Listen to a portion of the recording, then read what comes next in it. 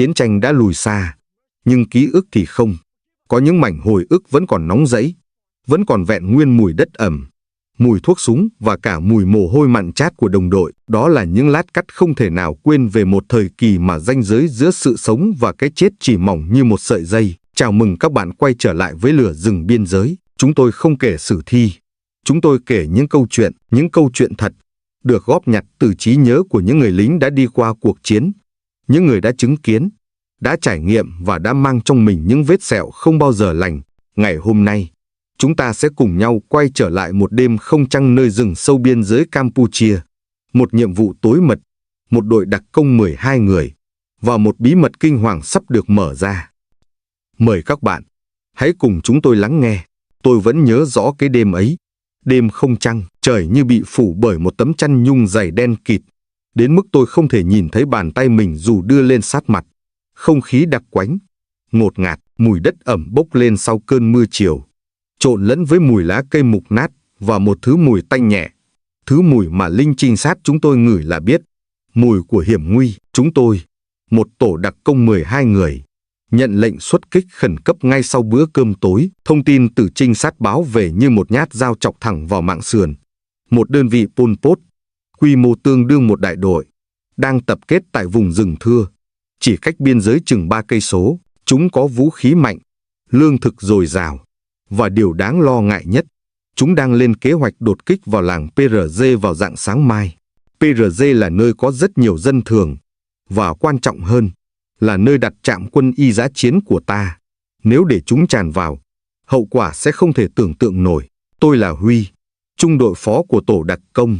Tôi người nhỏ con, nhưng được anh em ưu ái gọi là trồn đất, bởi tôi có khả năng bỏ qua rừng rậm, luồn lách qua các khe đá mà không gây ra một tiếng động. Tổ trưởng của tôi là anh Thống, người Quảng Bình.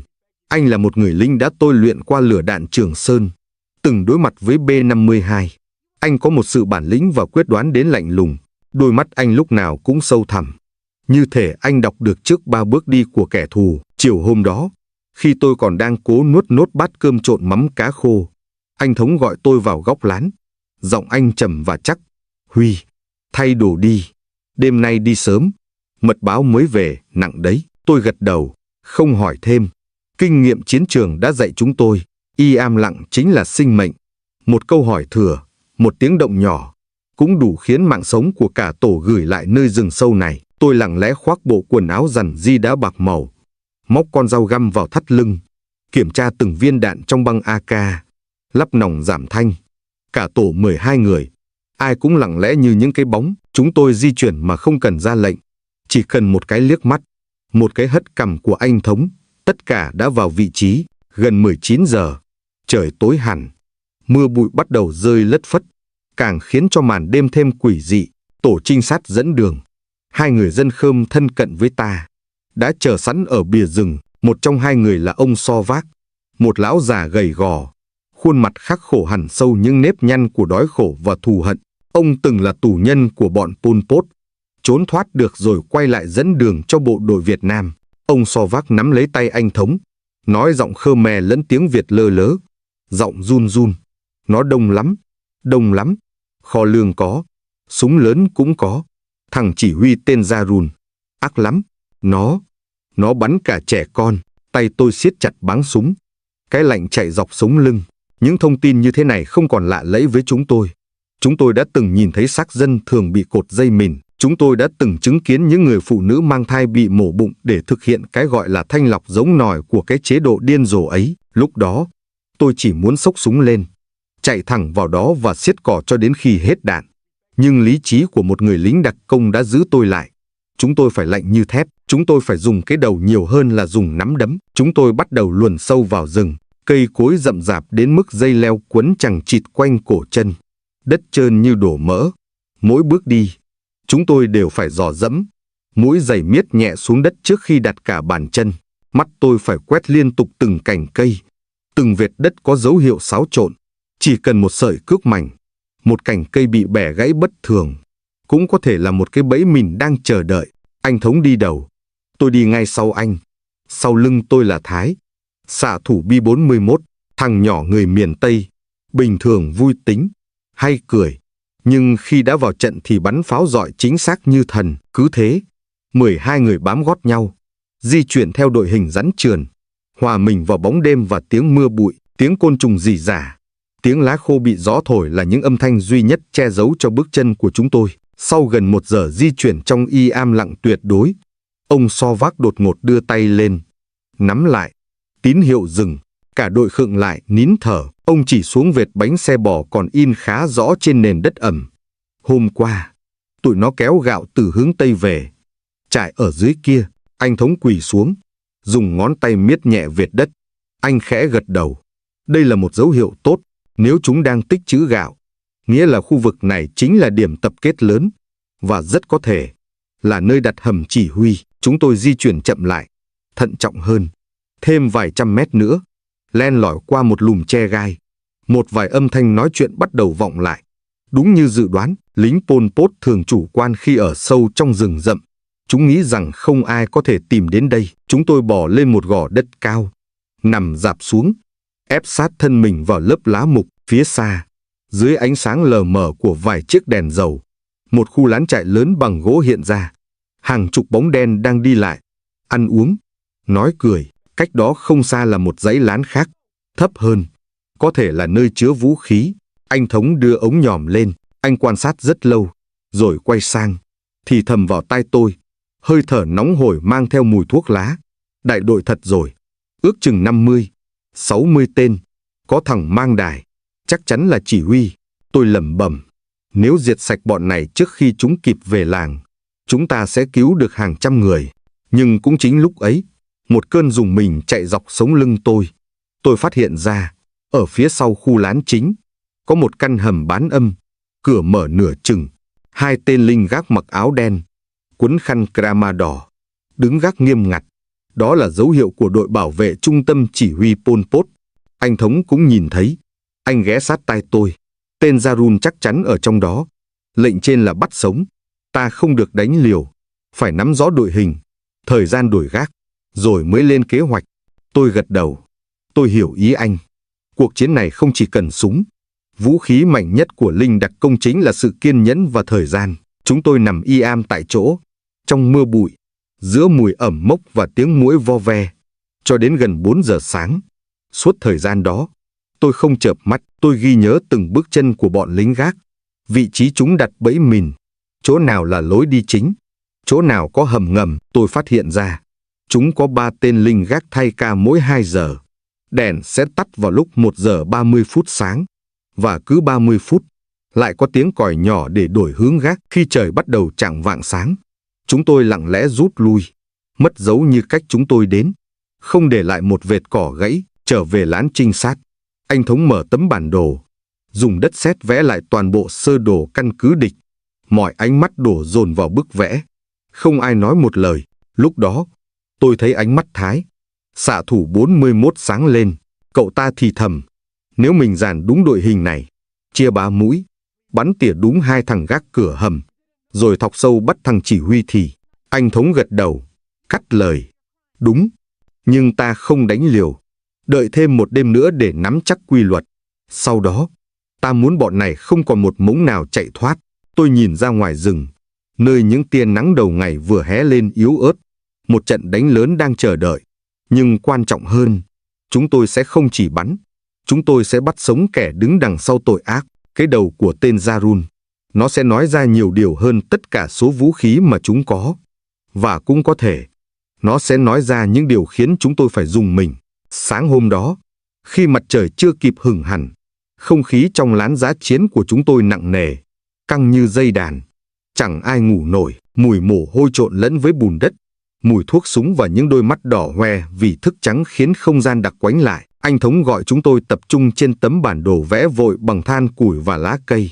Anh chỉ vào 3 hướng mũi tên, bao vây lấy vị trí hầm chỉ huy mà đêm qua chúng tôi đã trinh sát. Nghe đây, anh Thống bắt đầu. Giọng anh khàn đi. Mục tiêu là tóm sống tên Zarun. Hắn ở trong hầm chỉ huy. Toàn trại có khoảng 60 tên. Canh gác không quá chặt nhưng địa hình hiểm. Có mìn. Anh dừng lại, nhìn từng người chúng tôi. Ánh mắt như muốn khắc sâu mệnh lệnh vào tâm trí. 3 mũi sẽ chia thế này. Mũi 1, tôi và Thái sẽ đánh thốc vào trung tâm. Khống chế hầm chỉ huy. Mũi 2. Huy. Anh nhìn tôi. Cậu dẫn theo 3 người. Bọc bên phải. Vô hiệu hóa đám gác kho đạn. Mũi 3. Lâm dẫn 2 tay thiện xạ. Vòng trái. Bắn tỉa chỉ hoãn và biết đường rút lui của chúng. Anh Thống siết chặt nắm tay. Không nổ súng sớm. Không gây tiếng động. Ưu tiên dùng dao găm và tay không. Chỉ khi bị lộ mới nổ súng. Tên chỉ huy phải còn sống. Rõ chưa? Cả tổ đồng thanh đáp nhỏ, nhưng dứt khoát. Rõ. Chúng tôi rút về khu rừng rậm phía bắc để nghỉ ngơi. Chuẩn bị cho cuộc đột kích vào đêm thứ 2. Nhưng không có giấc ngủ nào thực sự sâu. Mỗi người đều nằm y am. Mắt mở thao láo nhìn lên tán cây. Tôi có cảm giác như mỗi chiếc lá đều đang thì thầm điều gì đó. Có thể là mách bảo. Có thể là cảnh báo. Chiều xuống. Rừng như ngột ngạt hơn. Mây đen kéo đến từng mảng. Báo hiệu một cơn mưa sắp đổ. Theo kế hoạch, tôi và Lâm được lệnh đi trinh sát lại lần cuối. Men theo con suối cạn để kiểm tra địa hình phía đông. Một hướng mà đêm qua chúng tôi chưa kịp thăm dò kỹ. Chúng tôi bỏ dọc bờ suối gần 1 cây số thì tôi khựng lại. Tôi ngửi thấy không phải mùi lá mục, mà là mùi khói. Tôi ra hiệu. Cả hai nằm y am. Phía trước, sau một lùm cây rậm, chúng tôi phát hiện một đống than củi tàn vẫn còn âm ầm. Có vết chân dẫm nát lá cỏ. Vài vệt mỡ heo rơi vương vãi. Lâm thì thầm. Có lẽ tụi nó vừa nhóm lửa nấu ăn. Chủ quan. Không nghĩ có đặc công Việt Nam ở đây. Tôi cúi xuống xem kỹ vết chân. Rồi khẽ lắc đầu. Không. Đây là một chốt canh phụ. Nếu ta đánh chính diện mà để tụi này báo động, chúng sẽ kẹp chúng ta lại. Hỏng hết. Chúng tôi lập tức vẽ lại sơ đồ. Đánh dấu vị trí chốt gác và rút về. Tin tức mới khiến anh Thống cau mày. Anh trầm ngâm một lúc lâu. Đi đi lại trong lán. Rồi đập tay xuống bàn tre. Chúng coi thường mình. Nhưng vẫn cẩn trọng. Vậy thì càng phải tính kỹ hơn. Anh Thống nói. Ánh mắt sắc lại. Huy. Kế hoạch thay đổi. Đêm nay, tổ cậu sẽ đi theo lối suối cạn. Vô hiệu hóa chốt canh đó trước. Rồi mới nhập vào đánh kho đạn. Phải tuyệt đối y am lặng. Rồ. Tôi đáp. Trong lồng ngực thấy một cảm giác lạnh buốt. Nếu có bất kỳ sai sót nào, tổ của tôi sẽ là nhóm đầu tiên chạm mặt kẻ thù. Không còn đường lui. Trời tối dần. Mưa bắt đầu rơi rả rích. Chúng tôi bôi bùn lên mặt, chát lên tay chân, chát lên cả phần kim loại của súng để không bị phản quang. Mùi bùn đất sộc lên mũi, đắng và tanh. Mỗi người mang theo một con dao găm sắc lẹm, một bình nước cạn và khẩu AK đã lên đạn. Nòng giảm thanh siết chặt. Thái còn đeo thêm khẩu BB 41, nhưng không mang đạn nổ, chỉ mang đạn xuyên, phòng khi gặp xe cơ giới.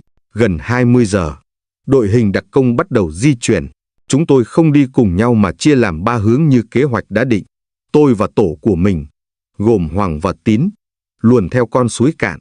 Nước suối chỉ ngập đến mắt cá chân, nhưng bùn lầy quấn chặt lấy đế giày. Nơi đây đầy rắn rết và mùi hôi của xác thú chết. Mỗi bước đi, tôi đều phải đặt mũi dao xuống trước để dò. Tôi đã từng thấy đồng đội mình mất mạng chỉ vì một mảnh chẻ sắc. Được bọn Pol Pot gài vào bùn như trông độc. Càng đi sâu, mưa càng nặng hạt. Nhưng chính cơn mưa lại là đồng minh lớn nhất của chúng tôi. Tiếng mưa xối xả át đi tiếng bước chân, che giấu tiếng thở nặng nhọc của cả đội. Khi cách điểm chốt canh phụ khoảng 50 mét, tôi giơ tay ra hiệu dừng lại. Trước mắt chúng tôi, dưới một tán cây lớn, là một cái chòi nhỏ lợp lá. Ánh đèn dầu leo lét hắt ra. 2 tên lính gác đang co ro trong mưa. Khẩu CKC gác ngang đầu gối. Tôi nhìn Hoàng. Tay dao găm nhanh nhất tổ. Tôi ra dấu.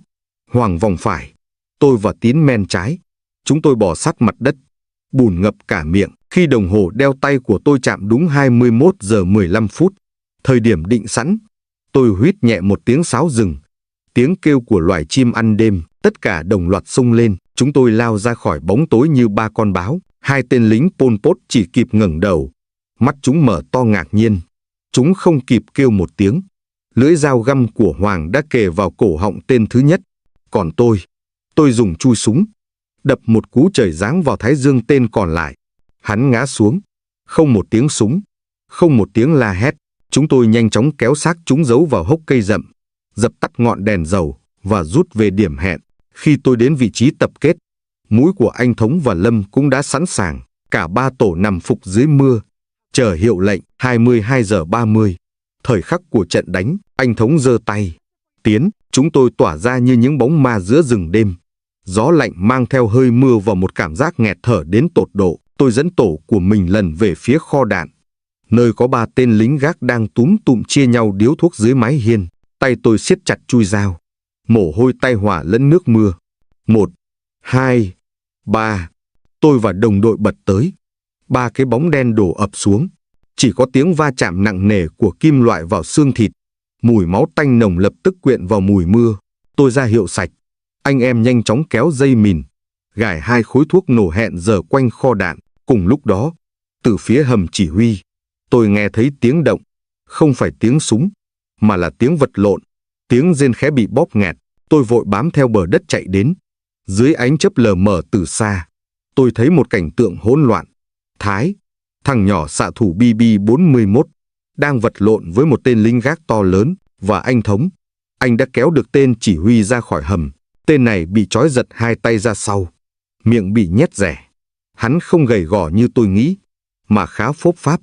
Đôi mắt hắn mở trừng trừng, đầy vẻ hoảng loạn và căm thù. Là tên Jarun.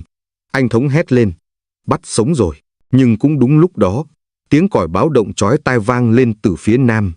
Bọn lính ở các lán khác đã phát hiện ra điều gì đó. Tôi lập tức chĩa súng, bắn một loạt AK về hướng tiếng động để gây rối loạn. Một tên địch vừa chạy ra khỏi lán gục xuống, nhưng đạn cũng bắt đầu bắn trả từ trong rừng. Xối xả, rút. Anh Thống quát lớn. Chúng ta đã đạt mục tiêu. Rút theo hướng đông. Tôi cõng Thái. Cậu ta bị thương nhẹ ở bả vai trong lúc vật lộn, chạy theo đội hình rút lui. Phía sau lưng chúng tôi, khối thuốc nổ ở kho đạn phát nổ. Một tiếng nổ dữ dội làm rung chuyển cả khu rừng. Ánh lửa bừng sáng cả một góc trời, nuốt chửng khu lán trại. Lũ địch hoảng loạn. Chúng bắn loạn xạ vào bóng đêm nhưng không dám đuổi theo sát. Khi trời gần sáng, chúng tôi đã cắt rừng, vượt xa hiện trường gần 3 cây số. Toàn đội dừng lại kiểm tra. Tất cả 12 người còn đủ. Không ai hy sinh. Chỉ có Thái bị thương nhẹ ở vai. Tên chỉ huy Jarun bị trói chặt, mặt tái mét, run bần bật dưới ánh nắng mờ ảo của sớm mai. Anh Thống bước tới trước mặt hắn. Anh gằn giọng, từng tiếng một.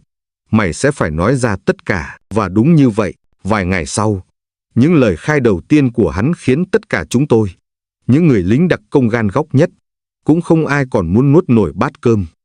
Tên chỉ huy Pol Pot bị bắt sống đêm đó. Tên Jarun, hay sau này chúng tôi biết rõ hơn cái tên Sarun của hắn, được đưa về trạm hậu cứ của đơn vị. Chúng tôi đưa hắn về trong một buổi sáng nặng mùi khói súng và mùi máu khô.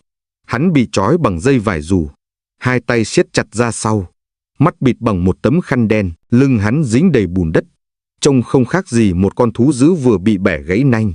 Nhưng khi tấm khăn được tháo ra, ánh mắt hắn vẫn trừng trừng, không một tia hối lỗi. Suốt cả buổi sáng hôm đó, không ai trong tổ đặc công chúng tôi ngủ. Không phải vì nhiệm vụ chưa kết thúc, mà bởi một cảm giác u uất đè nặng lên ngực. Anh Thống ngồi gác ở đầu lán, ánh mắt nhìn xa xăm vào rừng. Tay anh giữ chắc khẩu cần 54 đã tháo đạn. Còn tôi vẫn không thể gột bỏ khỏi đầu hình ảnh những tên lính Pol Pot nằm lăn lóc quanh hầm chỉ huy. Miệng chúng còn há, tay còn cầm chặt dao dựa. Sarun bị nhốt riêng trong một hầm đất nhỏ. Bên cạnh là 2 lính gác thay phiên nhau canh 24. Cấp trên cử xuống một cán bộ người Campuchia, anh Sâm Ôn, phiên dịch của quân tình nguyện Việt Nam, để hỗ trợ thẩm vấn. Trưa hôm đó, chúng tôi bắt đầu phiên lấy lời khai đầu tiên. Sarun ngồi trên một chiếc ghế tre, bị trói nhưng vẫn ngẩng cao đầu, môi mím chặt. Hắn không hé một nửa lời. Anh Sâm Ôn bước vào, nói bằng tiếng Khmer, lời lẽ nhẹ nhàng. Anh Sarun, nếu anh hợp tác, anh sẽ được giữ mạng sống. Quân đội Việt Nam không giết tù binh. Hắn nhìn Sâm Ôn bằng ánh mắt đầy nghi ngờ. Sau đó hắn nhổ một bãi nước bọt xuống đất, khinh khỉnh. Người Việt cũng chỉ là kẻ xâm lược. Tụi bay không hơn gì Pháp hay Mỹ. Anh Thống đang đứng phía sau, ánh mắt thoáng sắc lại, nhưng anh không nói gì. Chúng tôi đã quá quen với kiểu ngoan cố này. Phải vài ngày nữa, khi cơn đói, cơn khát và sự cô lập bào mòn sự lì lợm của chúng mới bắt đầu xuống giọng. Nhưng điều khiến tất cả bất ngờ là ngay chiều hôm sau, Sarun chủ động xin gặp anh Sâm Ôn. Khi được đưa ra khỏi hầm giam, gương mặt hắn bớt hung tợn, ánh mắt đã dịu đi vài phần. Và quan trọng nhất, Hắn đói, chúng tôi đưa cho hắn một tô cơm trắng. Bên trên có một khúc cá khô nướng. Hắn chần chừ vài giây, rồi cúi xuống, ăn ngấu nghiến như thể cả đời chưa bao giờ được ăn cơm. Hắn ăn vội vã, cơm văng cả ra mép, không ai nói gì. Những người lính của tôi ngồi xung quanh, chỉ nhìn hắn ăn, ánh mắt lạnh băng. Khi ăn xong, hắn ngẩng lên, nhìn anh Sâm Ôn, rồi nhìn tôi. Hắn nói khẽ bằng tiếng Khmer, như thể lẩm bẩm với chính mình. Tụi bay, không giết tù binh thật à? Anh Sâm Ôn gật đầu, giọng anh đanh lại. Bộ đội Việt Nam không hành xử như bọn mày. Bọn tao không giết phụ nữ, không mổ bụng đàn bà mang thai, không đập đầu con nít như tụi mày. Câu nói đó dường như chạm đúng vào nơi sâu kín nào đó trong tâm trí Sarun. Hắn ngồi y am, đôi mắt chợt dại đi. Hắn y am lặng rất lâu, lâu đến mức tôi nghĩ hắn sẽ không nói gì nữa. Rồi đột ngỏ, giọng hắn trở nên khản đặc. Tao kể, tao sẽ kể, nhưng tụi bay phải giữ lời. Chúng tôi chuẩn bị giấy bút. Cuộc thẩm vấn bắt đầu, và những lời khai đầu tiên của hắn không chỉ là thông tin tình báo. Đó là một cánh cửa mở thẳng xuống địa ngục. Lời khai đầu tiên, và cũng là ám ảnh nhất, là về ngôi làng mà hắn và đơn vị đã thanh trừng. Sarun kể, giọng hắn đều đều, không cảm xúc. Đơn vị của tao nhận lệnh từ cấp trên, phải xử lý toàn bộ dân làng Cam Phong Tết. Tội che giấu Việt Cộng và không tuân lệnh cách mạng. Chỉ trong một buổi sáng, hắn đưa mắt nhìn ra ngoài lán. Chúng tao mang theo 4 xe bò, chở đầy dao dựa, dây thừng và cuốc. Tao chia dân làng thành 3 nhóm: đàn ông, phụ nữ, trẻ con. Đàn ông, hắn nuốt nước bọt, bị bắt xếp hàng cạnh mé sông, mỗi đứa một nhát chặt cổ, máu chảy đỏ cả nước. Tao nhớ có thằng bị chém hụt, nó bỏ lết kêu la, nhưng rồi cũng chết. Phụ nữ, hắn dừng lại một nhịp, ánh mắt mở đi. Phải lột trần hết. Nếu còn trẻ, tụi tao bắt đưa về căn cứ. Nếu già, tụi tao đẩy xuống hố, chôn sống. Một người lính trong tổ đặc công của tôi tên Khoa, mặt vốn hiền lành, đột ngột đứng bật dậy, hai mắt đỏ ngầu. Anh hét lớn, đồ xúc VT. Anh Thống phải đưa tay giữ lấy vai Khoa, ép anh ngồi xuống, gằn giọng, bình tĩnh, nghe tiếp. Cả không gian lúc đó ai am phăng phắt, chỉ còn nghe tiếng thở nặng nề của chúng tôi. Sarun tiếp tục, lần này như thể buông xuôi tất cả. Trẻ con, tụi tao không giết ngay. Tao nhận lệnh, dùng chúng để tập cho lính mới. Bắt tụi nhỏ đứng xếp hàng, phát cho mỗi tân binh một cây gậy gỗ, một lưỡi dao. Cứ thế, ai đâm trúng tim thì được thưởng cơm trắng. Tôi không còn giữ nổi bình tĩnh. Tôi đứng bật dậy, nhưng không la hét. Tôi bước ra khỏi lán, tay nắm chặt thành ghế tre. Móng tay tôi cắm sâu vào da thịt, đến mức bật máu mà tôi không hay. Tôi đã từng thấy cảnh tàn sát, tôi đã từng thấy xác trôi sông, nhưng chưa bao giờ tôi nghe được một lời khai nào khốn nạn đến mức này. Từ chính miệng của kẻ thù ác. Buổi lấy lời khai kết thúc trong một không khí nặng nề như đám tang. Tối đó, cả tổ đặc công nằm y am bên bếp lửa, nhưng không ai ngủ nổi. Lửa cháy tí tách, nhưng trong lòng tôi, ngọn lửa căm giận như bốc lên cuồn cuộn. Khoa, người lính trẻ lúc chiều, thì thầm với tôi, anh Huy, sao mình không bắn quách nó đi? Giữ nó làm gì nữa? Tôi nuốt khan cổ họng, giọng tôi khàn đi. Nếu mình bắn nó, thì mình đâu khác gì nó. Giết một tên ác quỷ thì dễ, nhưng giữ lại nó để vạch trần tội ác của cả một hệ thống mới là khó. Và đó mới là lý do bọn mình ở đây. Câu trả lời không làm Khoa nguôi được. Cũng như tôi, cả đêm đó tôi nằm quay mặt vào vách đất, cố gắng kìm nén. Tôi biết, những gì Sarun vừa kể, nó mới chỉ là bắt đầu, và sự thật về trại giam mà hắn sắp tiết lộ, mới chính là thứ đẩy chúng tôi vào một trận chiến còn khốc liệt hơn. Sau lời thú tội kinh hoàng về làng Cam Phong Tết, tên Sarun dường như đã trút bỏ được lớp vỏ bọc quỷ dữ. Hắn không còn là tên chỉ huy Pol Pot lì lợm, khinh khỉnh nữa. Hắn trở nên im lặng, ngồi co rúm trong hầm giam, thỉnh thoảng lại lẩm bẩm điều gì đó một mình. Chúng tôi vẫn giữ đúng nguyên tắc, không đánh đập, không tra tấn. Hắn vẫn được chia khẩu phần ăn như lính gác. Và kỳ lạ thay, chính điều đó đã khiến hắn thay đổi. 2 hôm sau lời khai, Sarun lại chủ động gọi gặp anh Sâm Ôn. Lúc ấy tôi đang trực phiên canh buổi sáng, ngồi cách hắn chưa đầy 2 mét. Tôi nghe rõ giọng hắn, nhỏ và lạc hẳn đi so với những lần trước. Tao còn một chuyện nữa. Nếu tao nói tụi bay có cứu họ không? Anh Sâm Ôn cau mày. Cứu gì? Sarun ngập ngừng một lúc lâu. Rồi hắn cúi đầu xuống, như thể đang gồng lên để nhả ra từng từ. Một trại giam, trong rừng, hướng đông bắc. Tao từng ra lệnh giam giữ dân ở đó. Cả phụ nữ, trẻ con, người già. Khoảng hơn 100 người. Có lính canh gác. Nếu tụi bay cứu được họ, coi như tao chuộc lại một phần. Tôi suýt đánh rơi khẩu súng đang lau. Không phải vì ngạc nhiên hắn khai thêm, mà vì số lượng người bị giam quá lớn. Nếu thông tin này là thật, đó là một ổ địa ngục nữa đang tồn tại giữa rừng, và nếu chúng tôi chậm trễ, đám lính Khmer đỏ kia có thể dọn dẹp sạch sẽ cái trại đó trước khi ta kịp tiếp cận. Thông tin được lập tức báo về cấp trên. Chỉ trong vòng 3 giờ đồng hồ, chúng tôi nhận lệnh xuất kích. Tổ đặc công 12 người của tôi lại được giao nhiệm vụ xâm nhập trước, vừa trinh sát, vừa là lực lượng đột phá chính. Anh Thống tập hợp toàn đội bên gốc cây me cổ thụ. Anh em nghe đây, trại giam nằm ở vùng rừng sâu, cách đây hơn 15 cây số. Tụi nó dùng lao động cưỡng bức để xây hầm đất, có bãi mìn bảo vệ, ước tính có từ 15 đến 20 tên canh giữ. Anh nhìn xoáy vào từng người chúng tôi. Nhiệm vụ, mở đường, tiêu diệt lực lượng gác, phải giải cứu dân ngay trong đêm nay. Không ai nói một lời. Từng người chỉ im lặng quay về, thu xếp quân tư trang, gói vội mấy nắm lương khô, kiểm tra đạn, siết lại dao găm. Không khí trong đơn vị nặng trĩu. Lần này không phải là một trận đánh tiêu diệt. Đây là một cuộc chạy đua với thời gian. Với số phận của cả trăm mạng người vô tội, chúng tôi rời hậu cứ vào đầu giờ chiều. Mỗi người mang theo nước, thuốc men, và không quá 3 băng đạn, đủ để đánh nhanh, rút gọn. Lúc ấy trời oi ả, gió Lào khô khốc thổi từ hướng núi xuống, quất rát cả mặt. Khu rừng yên ắng đến lạ thường, không một tiếng chim, không một con sóc chạy. Linh cảm của một người lính trinh sát cho tôi biết, phía trước không hề dễ dàng. Tổ trinh sát đi đầu là tôi, Thái và Lâm. Càng tiến sâu vào tọa độ mà Sarun cung cấp, cây cối càng thưa, nhưng địa hình lại càng phức tạp. Có những đoạn chúng tôi phải bò sát mặt đất, men theo khe đá, hoặc bám rễ cây để vượt qua những vực nhỏ. Gần 16 giờ 30 phút chiều, chúng tôi phát hiện dấu hiệu đầu tiên, một vệt cỏ bị giẫm nát, và phân tươi, phân người. Điều đó có nghĩa là trại giam còn gần hơn chúng tôi nghĩ. Tiến thêm vài trăm mét, chúng tôi dừng lại sau một mô đất cao.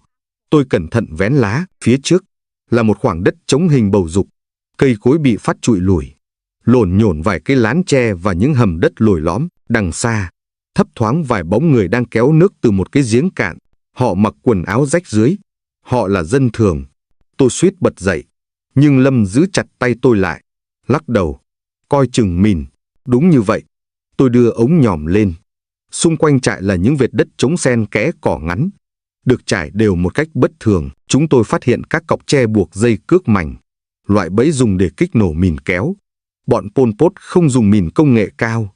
Chúng tận dụng mìn gỗ, mìn nồi gang tự chế, rẻ tiền nhưng cực kỳ chết người. Chúng tôi mất gần 1 giờ đồng hồ, chỉ để bỏ vòng theo rìa ngoài của trại, đánh dấu các vệt mìn, vẽ lại sơ đồ lối vào. Sau đó anh Thống hạ lệnh, 22 giờ đêm nay, xâm nhập. Tôi không nhớ nổi mình đã ngồi im bao lâu sau gốc cây ấy. Thời gian như đứng yên. Tiếng kêu của dế và ếch ương vang lên inh ỏi, nhưng chẳng ai trong chúng tôi dám chợp mắt. Trong đầu tôi là hình ảnh những đứa trẻ gầy rộc, ánh mắt thất thần mà tôi vừa nhìn thấy qua ống nhòm. Những người mẹ bị xích chân, phải làm lao công dưới ánh nắng gắt gao. Tôi nuốt giận, chỉ mong trời tối thật nhanh. Đúng 22 giờ 5 phút, khi cả trại giam đã chìm vào im lặng, chúng tôi tỏa ra. Đội hình vẫn là 3 mũi. Tôi dẫn đầu mũi chính, mang theo dao găm và một ống thép rỗng tự chế để dò mìn. Lâm và Hoàng đi bên phải. Nhiệm vụ của họ là bẻ khóa cửa hầm giam.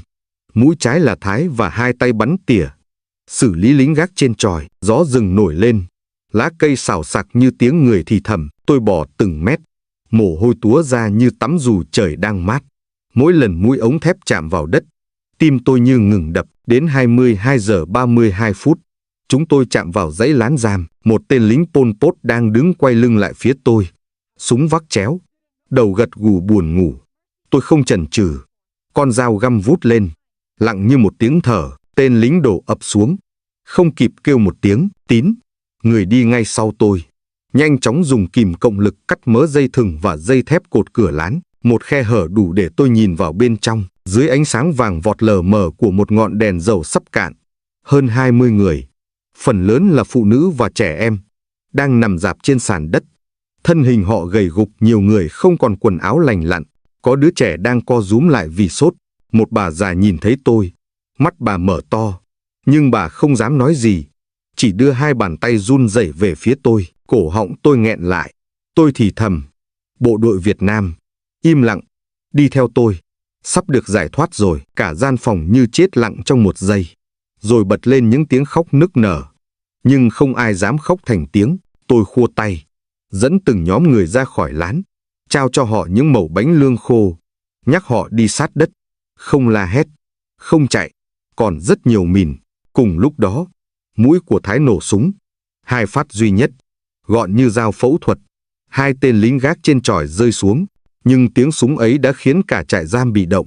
Một tên lính trong láng gác trung tâm bật dậy, hú còi inh ỏi.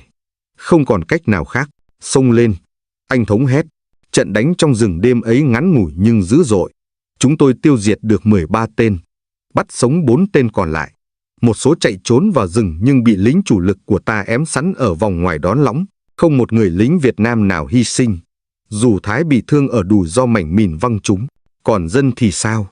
Toàn bộ 118 người được giải thoát, 43 người trong tình trạng suy kiệt nặng, trong đó có 9 trẻ em cần được chuyển viện gấp, nhưng tất cả đều sống. Trên đường rút quân, một cậu bé, khoảng 10 tuổi, mình mẩy đầy vết roi, bỗng níu lấy tay tôi. Nó gầy đến mức tôi có thể đếm được từng chiếc xương sườn. Nó ngước lên, đôi mắt to đen láy, hỏi tôi, chú ơi, có phải chú là người Việt Nam không?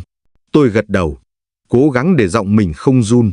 Nó nhìn tôi, rồi đột ngột ôm chầm lấy chân tôi, nước mắt giàn giụa, mẹ con bảo, chỉ có bộ đội Việt Nam mới cứu được mình. Tôi cắn chặt môi, quay mặt đi. Dưới ánh sáng mờ của rừng khuya, cả đoàn người đi lặng lẽ, những bước chân yếu ớt xen lẫn bóng dáng rắn rỏi của những người lính. Trong lòng tôi lúc đó, tôi không còn là một người lính đặc công, tôi là một người anh, một người con. Chúng tôi nợ người dân Campuchia một món nợ máu. Chúng tôi phải bảo vệ họ khỏi lũ quỷ dữ đang đội lốt người. Sau trận giải cứu đêm đó, cả đơn vị chúng tôi gần như kiệt sức. Gần 120 người dân, chủ yếu là phụ nữ và trẻ em, được bộ đội cõng, dìu và mang bằng võng, rút khỏi khu vực trại giam. Cơn mưa rừng bất ngờ đổ xuống lúc 3 giờ sáng. Nước tuôn như trút, nhưng không một ai than vãn. Trong cơn mưa ấy, tôi thấy ánh mắt lấp lánh hy vọng của những đứa trẻ gầy gộc. Khoảng 6 giờ sáng, chúng tôi đưa được cả đoàn về đến một trạm hậu cần nhỏ trong rừng sâu, nơi có tổ y tế của đơn vị đóng chốt. Từng người được phát cơm nóng, chăn mỏng và thuốc men. Không khí như vỡ òa trong cái cảm giác được sống lại từ địa ngục, nhưng trong cái hỗn độn của sự sống và cái chết vừa giao thoa ấy, tôi bắt đầu thấy có gì đó không ổn. Chuyện bắt đầu từ một người đàn ông. Trong khi tôi đang đi phát thêm chăn cho người già, tôi chú ý đến một gã đàn ông khoảng chừng 35 tuổi. Hắn cao lớn, dáng đi mạnh mẽ, khác hẳn với đa số những người dân bị giam đói khát. Xanh xao, hắn được phát cơm, nhưng không ăn ngay như mọi người. Hắn ngồi trong góc, và hắn quan sát. Ánh mắt hắn không hoảng sợ, không bàng hoàng, mà tỉnh táo một cách bất thường. Hắn đang quan sát chúng tôi. Tôi phát hiện điều đó khi đi ngang qua lán. Thấy hắn đang chăm chú nhìn tấm bản đồ tác chiến treo tạm trên vách lán hậu cần. Một người dân bình thường, vừa thoát khỏi tù đầy, sẽ không đủ tỉnh táo để chú ý đến những thứ đó. Nhưng hắn thì khác. Tôi dừng lại, bước đến gần, hỏi bằng tiếng Khmer, anh tên gì? Ở làng nào? Hắn giật mình một thoáng, rất nhanh, rồi đáp, tôi, Som Nan, người làng Pusat. Tôi liếc sang cuốn sổ ghi vội danh sách những người được cứu. Không có ai tên Som Nan, cũng không ai đến từ làng Pusat trong danh sách này. Tôi chưa vội lộ nghi ngờ. Tôi gật đầu, vỗ vai hắn, nghỉ ngơi đi, an toàn rồi. Rồi tôi bước đi. Nhưng ngay sau đó, tôi tìm gặp anh Thống. Một cuộc họp khẩn được tổ chức ngay trong lán chỉ huy. Chỉ có tôi, anh Thống, Lâm tổ trinh sát và anh Sâm ôn phiên dịch. Em nghi ngờ. Tôi báo cáo, có một người đàn ông không nằm trong danh sách, tự khai là dân nhưng hành vi rất bất thường. Em nghi hắn không phải tù nhân. Hắn là người của Pol Pot cài vào, có thể là chỉ điểm, hoặc tệ hơn, là đặc nhiệm. Anh Thống trầm ngâm một lúc lâu. Anh gõ gõ ngón tay lên báng súng. Khả năng rất cao. Bọn Pol Pot hay dùng chiêu này. Chúng để người của mình giả làm dân thoát nạn, rồi cài vào nắm tình hình, vẽ lại sơ đồ căn cứ. Dò thói quen của bộ đội, anh nhìn tôi. Phải theo dõi sát. Tuyệt đối không được bắt vội. Chúng ta cần biết nó định làm gì. Chúng tôi quyết định để hắn di chuyển tương đối tự do trong khu hậu cần. Nhưng mọi bước đi của hắn đều có mắt theo dõi. Tôi cử Hoàng, người lính quan sát lão luyện và y am lặng nhất, bám sát hắn từ xa, giả dạng như đang lo việc cơm nước. Chưa đầy một ngày sau, sự nghi ngờ của chúng tôi được xác nhận. Khoảng 19 giờ tối hôm sau, Hoàng bí mật báo về. Hắn không ăn ở cùng dân. Hắn đang lén lút mò ra sau bờ suối. Tôi và Hoàng lập tức bám theo. Dưới ánh trăng mờ, chúng tôi thấy Somnan quỳ xuống, vạch một bụi rậm, lấy ra một ống tre giấu kỹ dưới lớp đất. Hắn cuộn một thứ gì đó, nhét vào bên trong, rồi cẩn thận chôn lại. Khi hắn vừa rời đi, chúng tôi lập tức đến vị trí đó. Ống tre được moi lên, bên trong là một bản vẽ chi tiết sơ đồ hậu cứ của ta.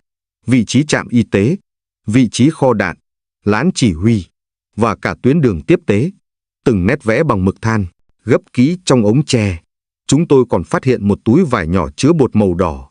Thứ bột dùng để làm tín hiệu pháo khói ban đêm. Thứ chỉ có ở các đơn vị đặc nhiệm của Khmer Đỏ. Tôi siết chặt tay. Toàn thân tôi nóng bừng. Đúng như tôi đã linh cảm. Đây không phải là một người dân. Đây là một con rắn độc. Một con rắn mà chính tay chúng tôi đã mang về ổ. Ngay trong đêm đó, anh Thống chỉ thị bắt giữ bí mật, không gây xáo trộn. Tôi và Hoàng nhận nhiệm vụ. Khoảng 22 giờ, tôi bước vào lán y tế, nơi hắn đang giả vờ nằm nghỉ. Tôi mỉm cười giả lả. Anh Somnan, anh có thể theo tôi một chút không? Hình như có người thân của anh vừa từ làng bên đến nhận mặt. Hắn bật dậy ngay, mắt sáng lên, không chút chần chừ. Nhưng khi hắn vừa bước ra khỏi lán được vài bước, Hoàng từ trong bóng tối vọt tới. Một chiếc khăn trùm qua đầu, một cú đánh vào gáy. Chúng tôi kéo hắn thẳng vào hầm giam phụ, nơi từng giam giữ Sarum. Khi bị tháo khăn, hắn không còn vẻ gì là sợ sệt. Hắn nhìn chúng tôi bằng ánh mắt lạnh tanh. Anh Thống bước vào. Anh không nói gì, chỉ rút bản đồ và ống tre ném xuống bàn. Đây là cái gì? Ai sai mày? Hắn vẫn im lặng. Anh Sâm Ôn bước tới, dịu giọng bằng tiếng Khmer. Nếu anh khai, anh sẽ được đối xử như tù binh. Còn không, người đàn ông đó, Somnan, hay đúng hơn là Keo Viche, sĩ quan tình báo của Pol Pot, bỗng nhiên cười nhạt. Chúng mày không cần hỏi. Tao không khai vì tụi bay sắp chết hết rồi. Chúng tôi sững lại. Hắn ngẩng đầu. Ngày mai, sáng mai, pháo sẽ bắn nát cái trạm hậu cần này. Chúng tôi chết sững. Bản vẽ sơ đồ quá chi tiết. Nếu để hắn hoàn thành nhiệm vụ và gửi tín hiệu, rất có thể Pol Pot đã xác định được tọa độ hậu cứ và đang chuẩn bị một trận pháo kích hủy diệt. Một cuộc họp khẩn cấp nhất diễn ra ngay trong đêm. Rút. Anh Thống đập bàn. Toàn đơn vị, toàn bộ dân phải rút khỏi khu vực này ngay lập tức. Chuyển dân sang điểm tập kết bờ ba. Ngay trong đêm. Đêm ấy, chúng tôi lại chạy đua với tử thần. Những đứa trẻ vừa mới được nằm yên chưa kịp ngủ, lại bị dựng dậy. Những bà mẹ gầy gò lại bồng bế nhau. 118 người dân, cùng toàn bộ tổ đặc công, y tá, dân công, tất cả gồng mình kéo nhau băng rừng giữa mưa gió. Chúng tôi vừa rời khỏi khu hậu cứ cũ được gần 2 cây số. Đồng hồ chỉ đúng 5 giờ sáng. Và rồi, từ phía sau, tiếng rít vang lên. Pháo Pol Pot bắt đầu dập xuống.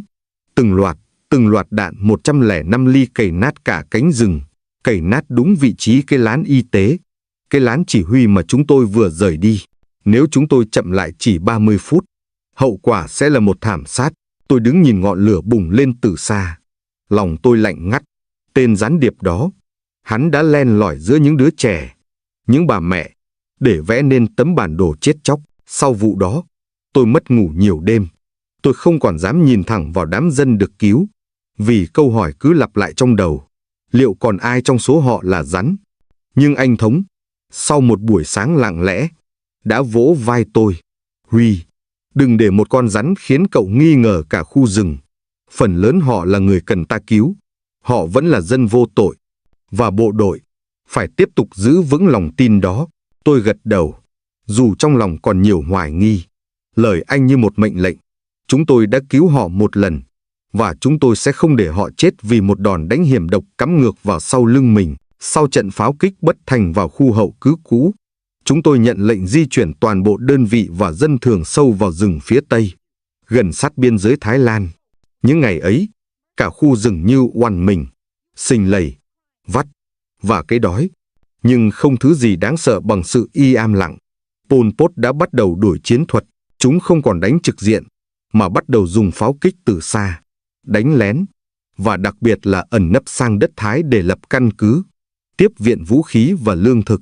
Chiều hôm đó, trong một lán chanh dựng vội bên bờ suối, chúng tôi bất ngờ nhận được mật lệnh, một mật lệnh từ cấp cao nhất của mặt trận.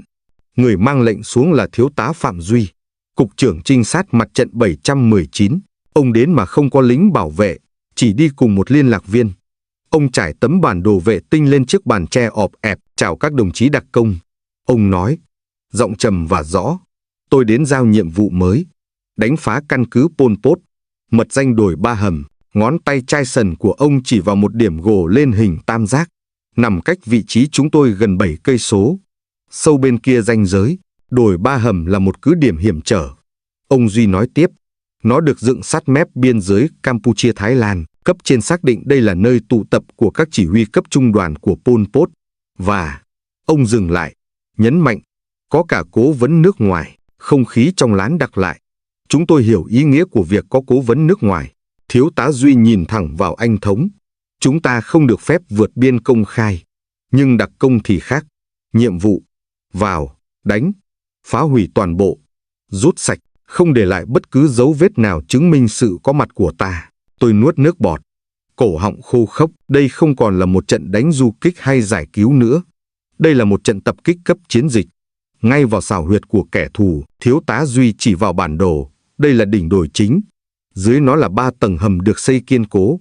Hầm điện đài, hầm tiếp vận, hầm chỉ huy. Phá được 3 hầm này coi như chúng ta chặt đứt một trung tâm đầu não của chúng ở khu vực Tây Nam. Chiều hôm sau, tổ đặc công của chúng tôi, chỉ 10 người, tách khỏi đơn vị chính. Chúng tôi ẩn mình, tiến dọc theo con suối Đa, một nhánh nước ngoằn ngoèo chạy sát đường biên. Chúng tôi chỉ mang theo vũ khí hạng nhẹ, mỗi người một AK, 3 băng đạn, 2 trái lựu đạn, thuốc nổ dẻo C4 và dây cháy chậm. Tôi mang thêm một máy vô tuyến cỡ nhỏ để giữ liên lạc. Tổ 10 người chia làm 2 nhóm. Nhóm 1, gồm tôi, Lâm và Tín. Nhiệm vụ, đột nhập theo sườn Tây, tìm và gài thuốc nổ phá hủy hầm tiếp vận và hầm điện đài. Nhóm 2, anh Thống, Hoàng, Thái và 4 chiến sĩ còn lại. Nhiệm vụ, mũi chủ lực, đánh thẳng vào hầm chỉ huy, ưu tiên bắt sống chỉ huy Pol Pot nếu có thể. Chúng tôi hành quân suốt đêm, dùng lá rừng quấn quanh người để ngụy trang. Có những đoạn, chúng tôi phải ngâm mình dưới mương nước bùn thối cả giờ đồng hồ, chỉ để đợi đội tuần tra của Pol Pot đi qua. Chúng đi thành tốp, dắt theo chó. Tiếng chó sủa văng vẳng khiến tim tôi đập thình thịch. Tôi nhớ mãi một khoảnh khắc lúc nửa đêm, dưới ánh trăng lạnh lẽo. Chúng tôi đang nằm bẹp dưới một bãi lau sậy. Phía trước là đường xe bò của địch. Ánh đèn pin của lính Khmer đỏ lia qua lia lại. Ánh sáng ấy quét qua mặt tôi, chỉ cách vài chục cm. Tôi nín thở, cảm nhận rõ tiếng tim mình đập dội lên lồng ngực. Ngón tay tôi đã đặt sẵn vào chốt an toàn của lựu đạn. Nhưng rồi, chúng đi qua. Cả đội lại lặng lẽ bỏ tiếp, như những cái bóng ma trườn trên đất. 3 giờ 20 phút sáng, cả 2 mũi tập kích đều tiếp cận được khu vực đồi. Tôi và Lâm lần theo một đường ống dẫn nước đi ngầm. Đây là thứ mà trinh sát của ta phát hiện được. Một ống nước thô sơ, ít khi được canh gác. Chúng tôi bám theo nó, trườn lên đến sát khu vực hầm tiếp vận. Dưới ánh đèn lờ mờ hắt ra từ cửa hầm, tôi thấy rõ từng thùng gạo, thùng dầu và cả những thùng pin điện đài xếp chồng lên nhau. Không còn nghi ngờ gì nữa. Đây chính là nơi hậu cần trọng yếu của chúng. Tôi ra hiệu. Tín nằm phục ở cửa hầm, sẵn sàng yểm trợ. Tôi và Lâm lách vào trong. 2 tên lính Pol Pot đang ngủ gật bên trong, súng dựa vào vách. Lâm xử lý tên bên trái, tôi xử lý tên bên phải. Nhanh, gọn, không một tiếng động. Tôi lấy ra 2 khối thuốc nổ, C4 lớn, quấn chặt vào hai cây cột gỗ chống trung tâm của hầm. Tôi nối bằng dây cháy chậm, tính toán kỹ, đúng 90 giây. Lúc tôi bật kíp, bàn tay tôi hơi run, nhưng mắt tôi vẫn dán vào đồng hồ. 90 giây, đủ để chúng tôi rút lui. Tôi gật đầu với Lâm. Cả ba người rút lui theo đúng hướng cũ, bỏ như rắn ngược ra mép rừng. Cùng lúc đó, ở phía hầm chỉ huy, theo đúng kế hoạch, anh Thống dẫn nhóm áp sát từ phía bắc. Lợi dụng đúng lúc lính canh đổi gác, họ luồn qua hàng rào che gai, chưởng đến sát cửa hầm. Bên trong hầm chỉ huy, có 3 tên đang ngồi quanh bàn, có vẻ đang uống rượu. Thái lao vào đầu tiên. Anh không dùng súng, anh dùng báng khẩu BB-41, quật một cú trời giáng vào gáy tên lính ngồi gần cửa nhất. Hoàng và Lự, một đồng đội khác, nhanh như cắt, lao vào trói sống 2 tên còn lại. Nhưng bất ngờ xảy ra, từ bên trong một căn phòng nhỏ, một tên sĩ quan Pol Pot lao ra, tay lăm khẩu súng ngắn. Hắn bắn về phía anh Thống, viên đạn sượt qua mang tai anh Thống, máu ròng ròng chảy xuống cổ. Nhưng anh không ngã. Anh Thống gầm lên một tiếng, lao tới, dùng cả thân mình vật tên sĩ quan xuống đất, giữ sống bằng được tên chỉ huy đó. Ngay đúng khoảnh khắc đó, 90 giây của tôi đã hết. Bùng, một tiếng nổ long trời lở đất, cả quả đồi rung lên. Hầm tiếp vận và hầm điện đài nổ tung, lửa bốc cao hơn cả ngọn cây, sáng rực cả một góc trời. Hàng chục tên địch hoảng loạn chạy ra từ các hầm phụ, các lán trại xung quanh. Chúng không biết chuyện gì xảy ra. Chúng la hét, bắn loạn xạ vào bóng đêm. Nhưng chúng lập tức rơi vào ổ phục kích từ xa của tổ chiến đấu vòng ngoài của chúng tôi. Chúng tôi không bắn bừa bãi. Chúng tôi chỉ bắn tỉa, nhắm đúng mục tiêu, đánh nhanh, rút gọn. Chỉ trong vòng 6 phút, toàn bộ cứ điểm đồi 3 hầm bị phá hủy hoàn toàn.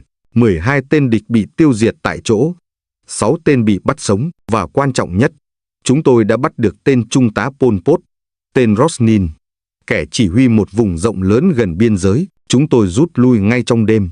Phía sau lưng, súng nổ gian, đạn pháo từ các hậu cứ khác của Pol Pot bắt đầu nả bừa bãi theo hướng ánh lửa.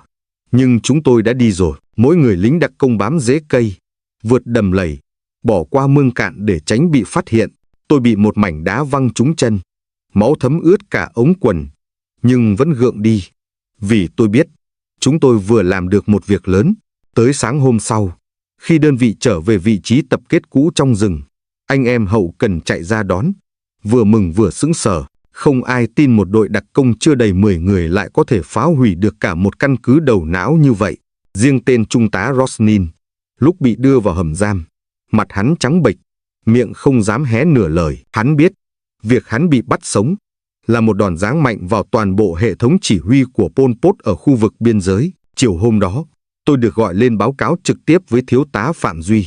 Ông không khen nhiều, ông chỉ rút ra một điếu thuốc, châm lửa, rít một hơi thật sâu rồi nói: các cậu đã làm việc của một tiểu đoàn giỏi, nhưng đừng chủ quan, tụi Pol Pot sẽ điên cuồng trả đũa. Tôi gật đầu. Trong lòng tôi không hề nhẹ nhõm, vì tôi biết sau đồi 3 hầm sẽ còn những ngọn đồi khác, những trại giam khác, và đơn vị tôi sẽ còn phải đi sâu hơn nữa. Lời cảnh báo của thiếu tá Phạm Duy đến nhanh hơn chúng tôi tưởng, và nó ập đến không phải mặt trận, mà ở nơi chúng tôi yếu lòng nhất. Mưa rừng trút xuống từ giữa trưa, xối xả, nước từ trời như đổ thẳng xuống mặt đất. Cả khu rừng Tây Bắc chìm trong một màu xám bạc, cây cối cúi rạp xuống vì gió, nước chảy cuồn cuộn thành suối. Chúng tôi đang ngồi thu mình trong lán tre tạm ở trạm dừng chân, vừa sau chiến dịch đồi 3 hầm, thì nhận được tin. Tiếng bộ đàm vang lên dồn dập, ré lên những âm thanh chói gắt, lẫn trong tiếng sét rạch ngang trời. Alo, alo, đây ba gọi sư 9. Khẩn cấp, làng Cà Vên bị địch tấn công, chúng có pháo, dân bị kẹt trong trường học, xin chi viện gấp. Tôi cảm giác một khối băng lạnh chạy dọc sống lưng mình. Cà Vên, đó chính là điểm trú ẩn của hơn 100 người dân mà chúng tôi vừa đưa ra khỏi trại giam địa ngục mấy hôm trước.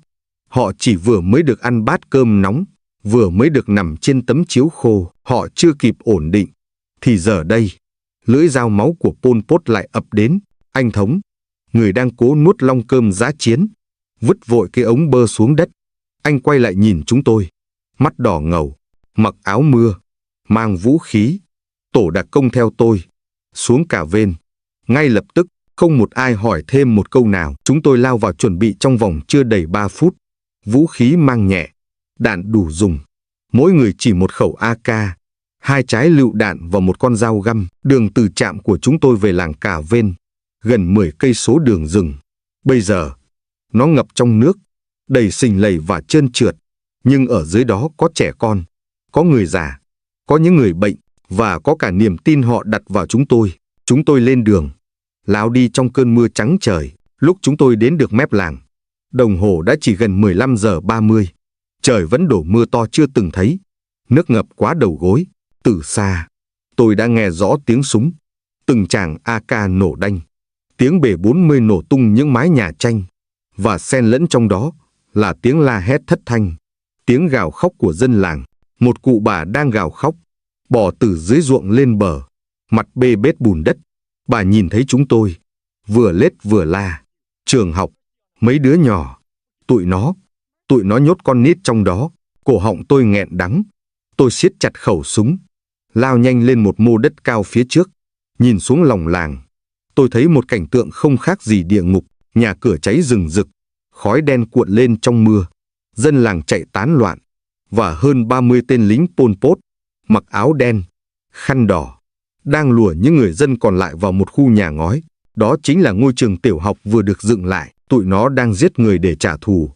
Anh Thống hét lên, giọng anh át cả tiếng mưa. Tản ra, tổ 1 vòng trái, tổ 2 vòng phải, không để chúng chạm vào trẻ em. Tôi, Hoàng và Tín vòng qua bờ ruộng, luồn qua những lùm chuối đã cháy khét. Dưới mưa, mọi thứ nhòe đi, nhưng từng tên địch vẫn hiện rõ mồn một trong ống ngắm của tôi. Tôi ra hiệu, 3 tên đang đứng sau một chiếc xe bò, ưu tiên tiêu diệt. Tôi bắn phát đầu tiên, viên đạn găm thẳng vào cổ tên lính Pol Pot. Máu hắn phun ra, hòa vào dòng nước mưa. Tín và Hoàng quạt thêm 2 loạt AK. Bọn địch hoảng loạn, tản ra. Một tên hét lên bằng tiếng Khmer, có đặc công Việt Nam: ly lẹ, nhanh lên. Nhưng chúng đã quá muộn. Từ phía phải, tổ của anh Thống đánh bật vào hông đội hình địch. Anh Thống ném 2 quả lựu đạn thẳng vào nhóm đang cố gắng ép dân vào cửa trường học. Tiếng nổ chát chúa vang lên. Cả sân trường chìm trong khói lửa. Tôi và Tín băng qua bức tường đất đã đổ, đạp tung cánh cửa sau của ngôi trường. Một cảnh tượng khiến tôi lặng người. Gần 30 đứa trẻ, đứa bé nhất chỉ mới vài tuổi, đang run lẩy bẩy dưới sàn gạch. Một bé gái bị một mảnh gỗ từ mái nhà rơi xuống, đâm vào chân, máu chảy ướt cả ống quần. Chúng nhìn thấy tôi, mắt mở to, vừa sợ hãi vừa hy vọng. Tôi hét lên, không sao, bộ đội Việt Nam đây rồi. Nằm yên, không nhúc nhích. Tôi đưa tay kéo từng đứa ra, vừa quát Hoàng, cõng, đứa nào nhẹ thì bồng, bằng mọi giá, không để một đứa nào chết hôm nay. Trong lúc ấy, ngoài sân trường, bọn địch phản công điên cuồng. Chúng đã nhận ra lực lượng của ta quá mỏng. Chúng nã 40 vào mé lán y tế, châm lửa đốt những căn nhà còn lại, bắn loạn xạ vào các bụi rậm. Anh Thống bị mảnh đạn sượt qua bả vai, máu loang đỏ cả tấm áo mưa. Nhưng anh vẫn đứng vững, gào lên, không được lùi, phải giữ bằng được cổng làng, không cho chúng xông vào giết dân. Chúng tôi vừa bắn, vừa dìu dân, vừa rút dần về bìa rừng. Mỗi bước lùi là một đứa trẻ được kéo theo. Có những lúc, tôi vừa ôm một bé trai vào lòng, vừa phải kê súng lên vai nó để bắn trả về phía sau. Thái, chiến sĩ bắn tỉa của tổ, nằm phục dưới gầm một chiếc xe bò cháy, bắn từng viên đạn chính xác như một lời thề. Tên lính Pol Pot nào dám bén mảng đến cửa lớp. Tên đó gục. Tới 17 giờ chiều, sau hơn 1 tiếng rưỡi giao tranh dữ dội, toàn bộ đội hình địch vỡ nát. Chúng bị tiêu diệt tại chỗ 21 tên, bắt sống 5 tên còn lại, đa số đều bị thương. Số còn lại hoảng loạn tháo chạy về hướng núi. Làng Cà Vên tan hoang, hơn 20 căn nhà bị đốt, 9 dân thường hy sinh, hầu hết là người già không kịp chạy. Nhưng tất cả trẻ em, 47 em, đều còn sống. Tôi ngồi bệt xuống nền đất, dưới cơn mưa vẫn chưa dứt. Tôi ôm lấy bé gái bị thương ở chân lúc nãy. Nó ngước nhìn tôi, đôi mắt thâm quầng nhưng sáng ngời. Nó thì thầm, chú ơi, đừng đi nữa, được không? Tôi cúi đầu, trong lòng như có một vết dao cắt chéo qua. Tôi muốn trả lời, chú không đi đâu nữa. Nhưng tôi biết, chúng tôi phải đi. Bởi vì còn những đứa trẻ khác, những ngôi làng khác, và những cuộc trả đũa khác. Tối hôm ấy, trong lán cứu thương dựng tạm ở rìa làng, chúng tôi ngồi quanh bếp lửa. Không ai nói gì. Thái đang lau vệt máu khô trên khẩu súng. Hoàng thì ngồi thẫn thờ nhìn ra mưa. Anh Thống, với bả vai băng trắng, vẫn bình tĩnh như thường lệ. Tôi nhìn anh, hỏi nhỏ, anh Thống, tụi nó sẽ đánh tiếp nữa không? Anh chỉ thở ra một hơi khói thuốc, nhìn vào ngọn lửa. Có, và sẽ còn dữ hơn. Mỗi lần ta đánh trúng huyệt của chúng sẽ tìm cách trả thù vào nơi yếu nhất. Dân, tôi nói, vậy mình phải làm sao? Anh Thống quay sang nhìn tôi. Ánh mắt anh lúc đó không còn là của một chỉ huy. Đó là ánh mắt của một người anh, một người cha. Anh nói, giọng trầm và khắc sâu, bảo vệ dân bằng mọi giá. Mạng sống của bộ đội là để cho dân sống, còn nếu để dân chết trước mặt mình, thì thà chết theo họ còn hơn. Tôi lặng người. Bếp lửa giữa lán nhỏ vẫn cháy, nhưng trong lòng tôi, một ngọn lửa lớn hơn vừa bùng lên. Thứ không thể bị dập tắt bởi mưa, hay bom, hay máu. Nó là thứ được gọi là lời thề của người lính. Giữa chiến trường, sau trận đồi Ba Hầm, tên trung tá Rosnin bị giam riêng trong một hầm đất tạm, cách xa khu dân sự. Hắn là kẻ có cấp bậc chỉ huy cao nhất mà chúng tôi bắt sống được. Người đàn ông ấy không cao lớn, không dữ tợn như tôi từng hình dung về một kẻ chỉ huy Pol Pot. Trái lại, hắn nhỏ thó, mắt sâu, da sạm đen vì nắng và sốt rét rừng, nhưng ánh nhìn của hắn thì sắc lẹm, như lưỡi dao được ngâm độc. Ban đầu, hắn không nói bất cứ điều gì. Cả 3 ngày đầu bị giam, hắn chỉ ăn đúng 3 thìa cơm trắng, uống nước, và nằm y am như một xác chết. Anh Sâm Ôn, người phiên dịch Khmer thân cận của đơn vị, đã thử mọi cách trò chuyện, nhưng không có kết quả. Hắn lặng thinh như một con thú bị thương, đang đợi thời cơ để nhảy sổ ra. Nhưng sau trận Pol Pot trả thù điên cuồng vào làng Cà Vên, khi hắn nghe tin kế hoạch phá hủy nơi trú ẩn của dân thường đã thất bại, có vẻ như sự im lặng của hắn bắt đầu lung lay.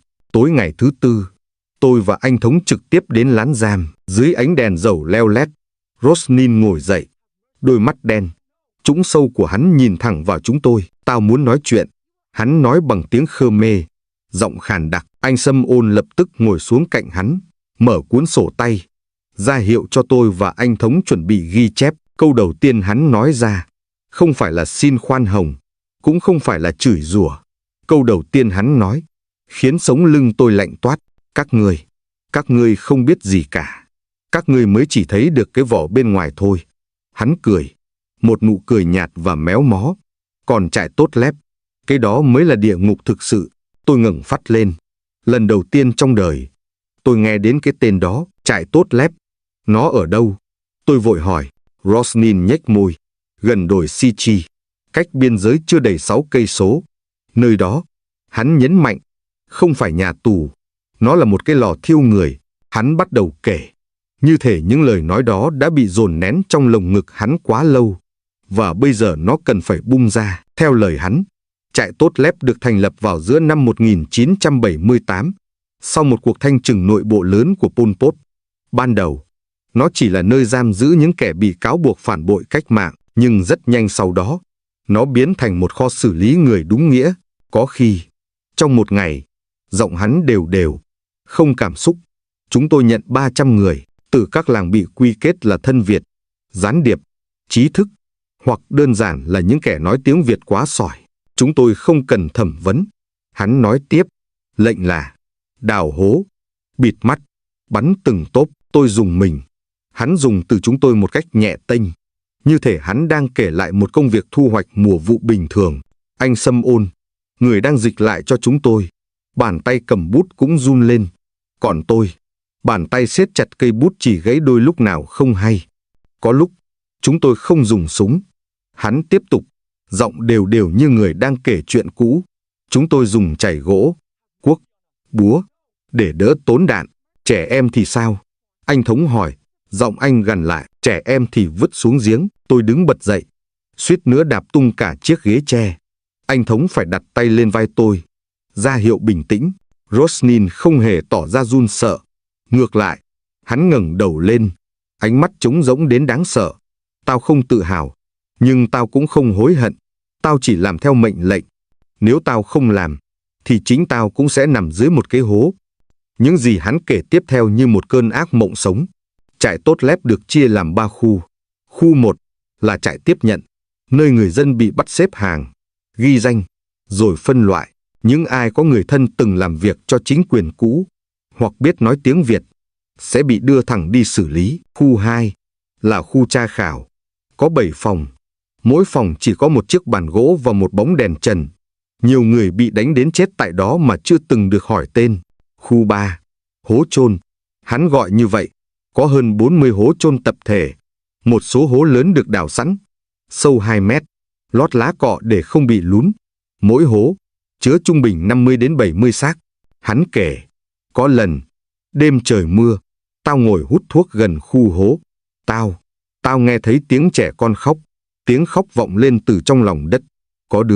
Có đứa bị chôn khi còn sống, nhưng không ai đào lên, vì lệnh là không được tốn công. Tôi cảm thấy buồn nôn.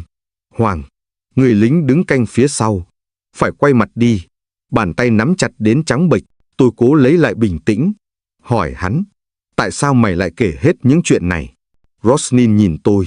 Lần này, ánh mắt hắn không còn lạnh lùng. Nó đục ngầu, như mắt của một kẻ đã đánh mất hoàn toàn linh hồn. Vì tao biết, tao không sống được bao lâu nữa. Tao sẽ bị trao lại cho chính phủ mới của Campuchia, và tụi nó sẽ xử tao, không cần hỏi. Nhưng hắn cúi đầu, tao không muốn chết mà không ai biết chuyện ở trại Tốt Lép. Dù là tao kể, hay là để tụi bay kể lại, tôi không thể ngờ được tên trung tá này, kẻ từng ra lệnh giết hàng trăm người, giờ lại là kẻ mang đến cho chúng tôi bằng chứng sống về một tội ác khủng khiếp, một trại tử thần chưa từng có trên bản đồ. Ngay sau đó, anh Thống ra lệnh, lập tức sao lưu lời khai, vẽ lại sơ đồ trại Tốt Lép theo lời hắn, chuẩn bị cho một chiến dịch mới. 3 ngày sau, toàn bộ lời khai được đánh máy lại, dịch song ngữ Khmer Việt, và chuyển thẳng lên bộ chỉ huy mặt trận. Tướng chỉ huy vùng, sau khi đọc xong, đã yêu cầu tổ đặc công của chúng tôi phải xác minh lập tức. Một tổ trinh sát được cử đi, và họ trở về, cùng với những bức ảnh ghê rợn, những hố chôn mới lấp, những mảnh quần áo rách rưới, dép cao su, và cả tóc trẻ em. Trại Tốt Lép là có thật, và nó chỉ là một trong số hàng chục trại khác đang còn hoạt động ngầm gần biên giới. Tối hôm đó, tôi ngồi một mình trước lán giam. Rosnin, hắn nhìn tôi, đôi mắt như 2 vết than cháy dở. Hắn hỏi tôi, người Việt tại sao lại cứu dân Khmer? Tôi không trả lời ngay. Một lúc lâu sau, tôi mới đáp, giọng khàn đi, vì dù mày là địch, nhưng tụi tao là người. Nếu tụi tao cũng giết chóc như mày, thì tụi tao cũng là quỷ. Hắn cúi đầu, tôi không biết hắn có hối hận hay không. Tôi chỉ biết, những lời khai của hắn sẽ là bằng chứng trước lịch sử. Và với chúng tôi, những người lính đặc công Việt Nam, cái tên trại Tốt Lép sẽ không còn tồn tại được lâu nữa. Chúng tôi sẽ tìm đến, chúng tôi sẽ xóa sổ tất cả những địa ngục mà chúng đã dựng nên. Chỉ 2 ngày sau khi bản đồ trại Tốt Lép được xác minh bằng hình ảnh của trinh sát, một cuộc họp đặc biệt đã diễn ra ngay tại lán chỉ huy mặt trận. Trong lán không có sĩ quan cấp cao rườm rà, chỉ có 13 người. Tổ đặc công chủ lực của chúng tôi 10 người. 2 trinh sát đã trực tiếp tiếp cận mục tiêu, và một y sĩ mặt trận, tướng chỉ huy vùng. Sau khi xem xét báo cáo và lời khai của Rosnin, đã đích thân ra lệnh, giọng ông qua bộ đàm khô khốc, đanh thép, trại Tốt Lép phải bị xóa sổ. Xóa sổ trước khi Pol Pot kịp rút tù nhân đi nơi khác. Tù binh còn sống phải được cứu bằng mọi giá, không để một địa ngục nào tiếp tục tồn tại trên mảnh đất này. Lệnh đã ban. Lần này, chúng tôi không đi để bắt sống. Chúng tôi đi để tiêu diệt, và để cứu. Tối ngày hôm đó, chúng tôi lên đường. Vẫn là đội hình 12 người, chia làm 3 mũi. Mũi 1, do tôi dẫn đầu, sẽ luồn theo bờ ruộng phía đông, nơi có hàng rào tre và trạm gác sơ sài. Mũi 2, của anh Thống, sẽ áp sát từ hướng Tây Nam, đánh vào khu bếp và lán của lính gác. Mũi 3, là y sĩ và 2 trinh sát, đi theo sau, chuẩn bị sơ cứu cho tù nhân ngay khi họ được giải thoát. Trời không mưa, nhưng sấm chớp vẫn rạch từng nhát chói lòa ở phía xa. Cả khu rừng nín lặng, như thể nó cũng đang nín thở chờ đợi. Chúng tôi bò từng mét, mỗi người bôi bùn kín mặt, áo quần quấn lá cây, chỉ để hở 2 con mắt. Gần nửa đêm, trại Tốt Lép hiện ra lờ mờ trong màn sương đêm. Một cụm nhà lợp lá thấp tè, Rào tre lởm chởm, hai cái chòi gác siêu vẹo bằng cây tạp, ánh đèn dầu leo lét hắt ra từ bên trong. Ngay khi chúng tôi vừa áp sát, tôi nghe vọng lại tiếng quát tháo bằng tiếng Khmer từ bên trong. Mau lên, sáng mai phải chuyển hết cái lũ này lên núi. Cả đội nhìn nhau, anh Thống siết tay. Chúng tôi không còn thời gian, chúng tôi bỏ sát mép rào. Tôi ra hiệu cho Tín, cậu ta rút kìm cộng lực, một công cụ đơn sơ nhưng hiệu quả. Chỉ trong 10 giây, một đoạn rào tre bị cắt, mở ra một lối đi im lặng như cửa địa ngục. Chúng tôi lách qua, ai am lặng như hơi thở của rừng. Ngay khi đặt chân vào sân trại, một cái mùi nồng xộc thẳng vào mũi tôi. Đó là một mùi tanh đặc quánh, hỗn hợp của phân, của máu khô và của tử khí. Một mùi mà tôi biết cả đời này tôi cũng không thể nào quên được. Chúng tôi chia đôi, tôi cùng Thái, Tín đi thẳng vào khu nhà giam. Bên kia, anh Thống và Hoàng áp sát khu Lán Linh, khóa chặt hỏa lực của chúng. Một tiếng gà rừng gáy vang lên giữa khuya. Và rồi, một quả lựu đạn nổ tung ở láng bếp. Đó là dấu hiệu khai hỏa của anh Thống. Tôi lao thẳng vào nhà tù số 1, đạp tung cánh cửa tre ọp ẹp. Bên trong, hơn 20 người nằm rũ rượi trong bóng tối. Một người đàn ông gầy trơ xương, da bám chặt vào xương mặt, vừa nhìn thấy tôi, liền lết tới, giọng thều thào bằng tiếng Khmer. Người Việt, cứu tôi không kịp để cảm xúc lấn át. Tôi quát lớn, đứng lên, ai đi được thì đi trước, ai yếu thì bò. Bộ đội Việt Nam đến cứu các vị. Tín và Thái lao vào, cõng từng người. Tôi vừa dìu một bà lão, vừa phải nã một băng đạn AK vào một tên lính Pol Pot vừa từ lán gác nhảy ra. Đạn cắm vào ngực hắn, máu văng lên cả cánh cửa. Trong tôi lúc đó không còn run sợ, chỉ còn một ý nghĩ duy nhất, đưa người sống ra khỏi đây. Tiếng súng bùng lên ở mọi hướng. Anh Thống dẫn đội đánh thốc vào trạm chỉ huy. Địch phản kháng điên cuồng. Có lúc, một khẩu RPG từ vọng gác trên cao nã xuống như mưa, buộc tổ y sĩ phải rút lui tạm thời.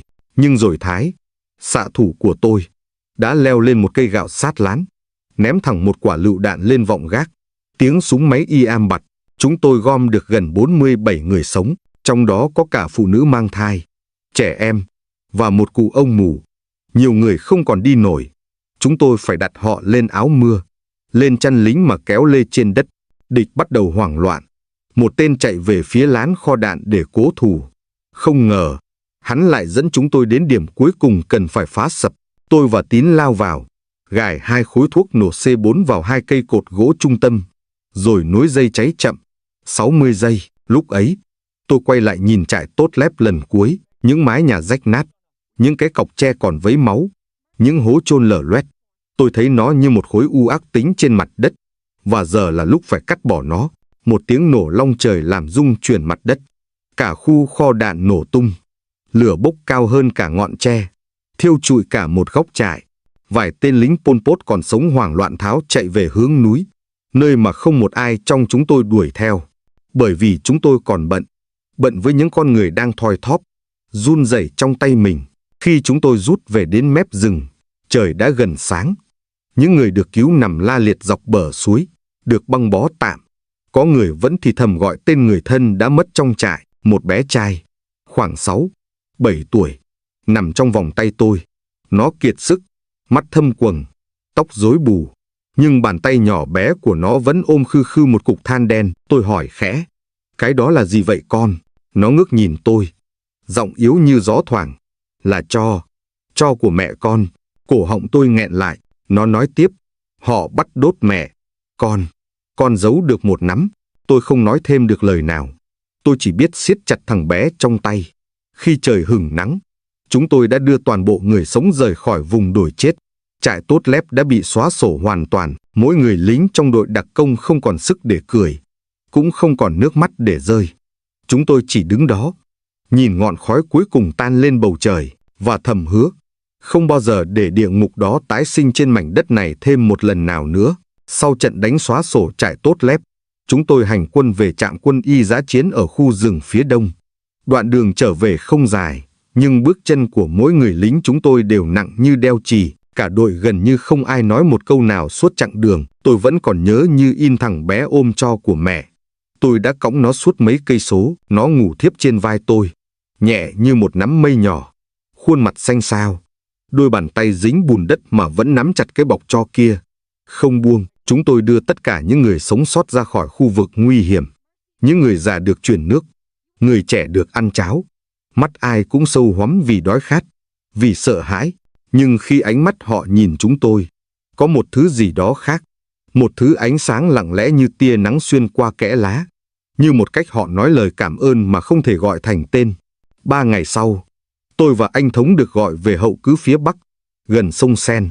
Lúc ấy, tôi bắt đầu cảm thấy rã rời, không phải vì mệt mỏi thể xác, mà vì cái cảm giác trống rỗng sau tất cả những gì đã chứng kiến.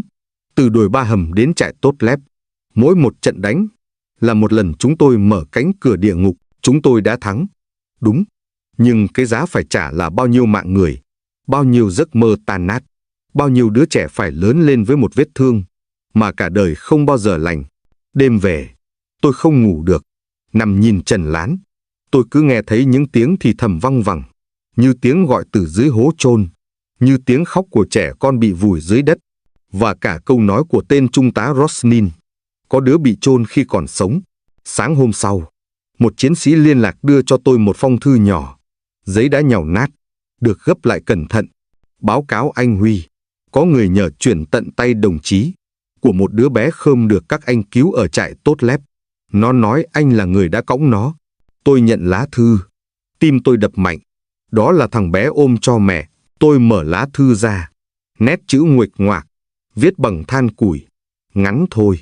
Nhưng tôi đọc từng dòng, đọc chậm rãi như sợ sẽ đánh rơi một âm thanh nào đó. Chú bộ đội Việt Nam, con tên là Saidani, 7 tuổi.